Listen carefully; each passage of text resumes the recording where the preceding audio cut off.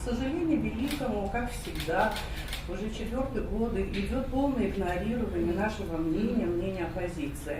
Я вообще не наблюдаю, чтобы точка зрения оппозиции была представлена в различных программах, но меня даже не это пугает. Я понимаю, что телевидение тоже не самостоятельно, и телевидение пытается в какой-то степени умиротворить общество. Все это я понимаю, но дело в том, что сегодня имеет место не только политическая цензура, цензура политической тематики на телевидении, но самое страшное, то, что происходит, это фильтрация людей по принципу принадлежности к той или иной партии, к той или иной общественной организации. Провластной, непровластной, оппозиционной.